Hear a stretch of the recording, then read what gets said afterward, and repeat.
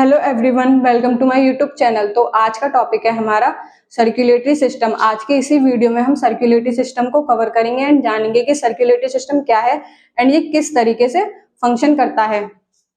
The circulatory system consist of our heart, blood and blood vessels. हमारा जो circulatory system है heart, blood and blood vessel से मिलकर बना हुआ है। The heart act as a pump.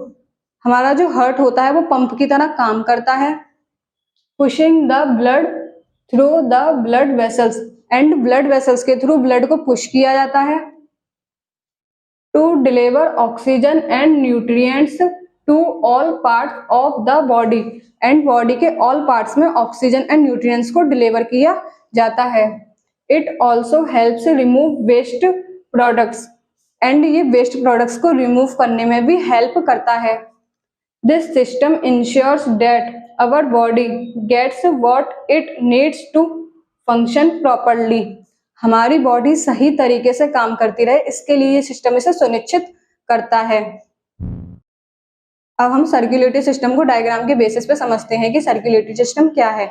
And circulatory system 3 component से मिलकर बना हुआ होता है। हार्ट, ब्लड, ब्लड वेसल्स, ये तीनों कंपोनेंट्स मिलकर सर्कुलेटरी सिस्टम बनाते हैं। एंड जब हम बात ब्लड वेसल्स की करते हैं तो ये 3 टाइप्स की होती हैं, आर्टरीज, वेन्स एंड कैपिलरीज।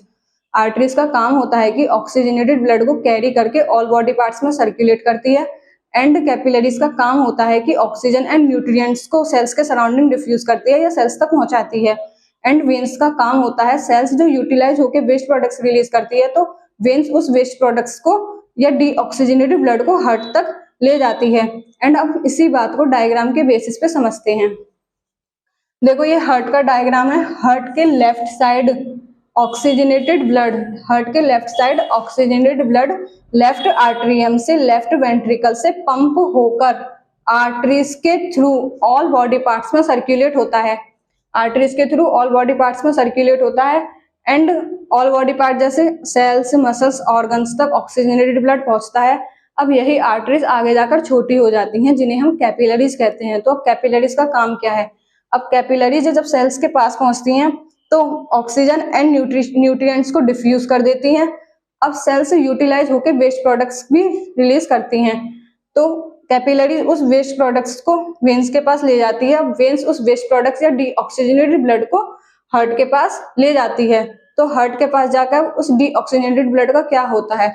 जब वेन्स के थ्रू डीऑक्सीजनेटेड ब्लड हार्ट की राइट साइड आता है तो राइट एट्रियम से, राइट वेंट्रिकल से पंप होकर पल्मोनरी आर्टरीज के थ्रू डीऑक्सीजनेटेड ब्लड लंग्स के पास पहुंचता है।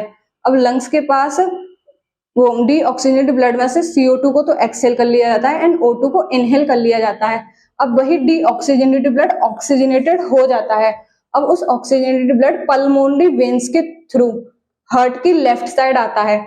हार्ट की लेफ्ट साइड जब ऑक्सीजनेटेड ब्लड आता है तो लेफ्ट आर्टरियम से, लेफ्ट वेंट्रिकल से पंप होकर वही आर्टरीज के थ्रू ऑल बॉडी पार्ट्स में सर्कुलेट होता है। एंड वही कैपिलरी ऑक्सीजन एंड न्यूट्रिएंट्स को डिफ्यूज करती हैं। सेल्स यूटिलाइज होकर वेस्ट प्रोडक्ट्स रिलीज करती है।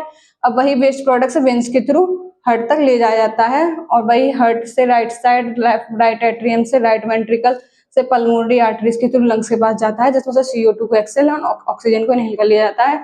अब वही ऑक्सीजनेटेड ब्लड पल्मोनरी वेन्स के थ्रू हार्ट की लेफ्ट साइड आता है। तो ये प्रोसेस कंटिन्यूअस चलती रहती है। इसी तरीके से कुछ सर्कुलेटरी सिस्टम काम करता है। अब जैसे सर्कुलेटरी सिस्टम में वेस्ट प्रोडक्ट्स में जैसे अमोनिया होता है तो वेन्स उसे हार्ट के पास ले जाने से पहले लिवर के पास लेके जाती हैं।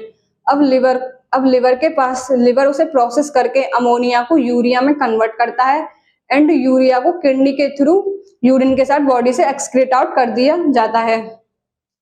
एंड तो कुछ इस तरीके से सर्कुलेटरी सिस्टम काम करता है। And the circulatory system is like a transportation network in our body. Circulatory system हमारी बॉडी में ट्रांसपोर्टेशन नेटवर्क की तरह काम करता है। तो ट्रांसपोर्टेशन नेटवर्क का मतलब क्या है? देखो ट्रांसपोर्टेशन नेटवर्क का मतलब होता है जैसे ब्लड वेसल्स में आर्टरीज, कैपिलरीज, वेन्स, इन तीनों वेसल्स का जो नेटवर्क है इसे हम ट्रांसपोर्टेशन नेटवर्क कह रहे हैं।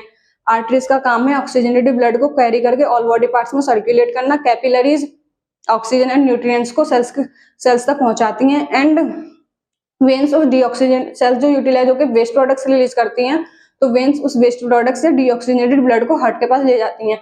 अब ये तीनों जो वेसल्स नेटवर्क की तरह जो काम कर रही हैं, इसे हम ट्रांसपोर्टेशन नेटवर्क कर रहे हैं, क्योंकि ये ट्रांसपोर्ट में कुछ एक नेटवर्क की तरह काम कर रही हैं, इसलिए हम इसे ट्रांसपोर्टेशन नेटवर्क कह रहे हैं। Evolved in multicellular and multilayered organism. अब circulatory system multicellular and multilayered organism में इवॉल्व हुआ है। अब देखो मल्टीसेल्युलर एंड मल्टीलेयर्ड ऑर्गेनिज्म जो होते हैं उनमें एक दिक्कत होती है। देखो मल्टीसेल्युलर एंड मल्टीलेयर्ड ऑर्गेनिज्म में डीप से डीप सेल्स की लेयर प्रेजेंट होती हैं। जब डीप से डीप सेल्स की लेयर प्रेजेंट होती हैं, अब जब डीप से डीप सेल्स को ऑक्सीजन एंड न्यूट्रिएंट्स नहीं मिलेगा तो सेल्स खत्म हो जाएंगी, एंड सेल्स खत्म ना हो, डीप से डीप सेल्स को भी ऑक्सीजन एंड न्यूट्रिएंट्स मिलता रहे, इसके लिए ही सर्कुलेटरी सिस्टम का इवोल्यूशन हुआ है। जब हम सर्कुलेटरी सिस्टम के फंक्शन की बात करते हैं तो ये ट्रांसपोर्ट में हेल्प करता है, जैसे oxygen, carbon dioxide, water, hormone etcetera, इनके ये ट्रांसपोर्ट में हेल्प करता है। And maintain homeostasis, and circulatory system homeostasis को भी मेंटेन करता है। तो होमोस्टेसिस का मतलब क्या है? होमोस्टेसिस का मतलब होता है कि हमारी बॉडी का जो इंटरनल एनवायरनमेंट है वो कांस्टेंट रहे या एक जैसा बना रहे। तो एक जैसा कैसे बना रहेगा? देखो जैसे हमारी बॉडी का पीएच मेंटेन होना चाहिए, हमारी बॉडी का टेम्परेचर मेंटेन होना चाहिए, हमारी बॉडी का आयन कंसंट्रेशन मेंटेन होना चाहिए, जिसकी वजह से हमारी बॉडी का होमोस्टेसिस मेंटेन रहता है। And immunity, circulatory system immunity में भी हेल्प करता है। तो इम्यूनिटी में कैसे हेल्प करता है? जब हमारी बॉडी में कोई पैथोजन आ जाता है, जैसे वायरस हुआ, बैक्टीरिया हुआ या फंजाई हुआ, तो वहाँ इन्फेक्शन कॉज हो जाता है। तो इम्यून सेल्स ब्लड के थ्रू इम्यून सेल्स ब्लड में ट्रेवल करके सर्कुलेटरी सिस्टम के थ्रू इन्फेक्शन साइट पर पहुंचती हैं, एंड इन्फेक्शन साइट्स पे पहुंचकर एंटीबॉडीज को प्रोड्यूस करके इन्फेक्शन को किल करती हैं। तो इसका हमारा मेन पॉइंट क्या था कि ये किसके थ्रू पहुंची? सर्कुलेटरी सिस्टम के थ्रू इन्फेक्शन साइट पे पहुंचती है एंड एंटीबॉडीज को प्रोड्यूस करके इन्फेक्शन को किल कर देती हैं। तो कुछ इस तरीके से इम्यूनिटी में भी सर्कुलेटरी सिस्टम हेल्प करता है। एंड मेंटेन हीमोस्टेसिस, जब हम बात हीमोस्टेसिस की करते हैं तो देखो हीमोस्टेसिस का मतलब होता है कि ब्लड का वॉल्यूम मेंटेन रहे। तो ब्लड का वॉल्यूम कैसे मेंटेन रहेगा? देखो जब हमारे चोट लग जाती है तो ब्लड लॉस होता है, खून बहता है, तो ब्लड लॉस ना हो, हमारा जो ब्लड वॉल्यूम है वो मेंटेन रहे, उसके लिए उस डैमेज एरिया पे क्लॉटिंग स्टार्ट कर दी जाती है। तो कुछ इस तरीके से सर्कुलेटरी सिस्टम हीमोस्टेसिस को मेंटेन करता है। तो आज का जो हमारा सर्कुलेटरी सिस्टम है, यही हमारा टॉपिक खत्म हुआ। अब बात हम नेक्स्ट सेशन में करेंगे।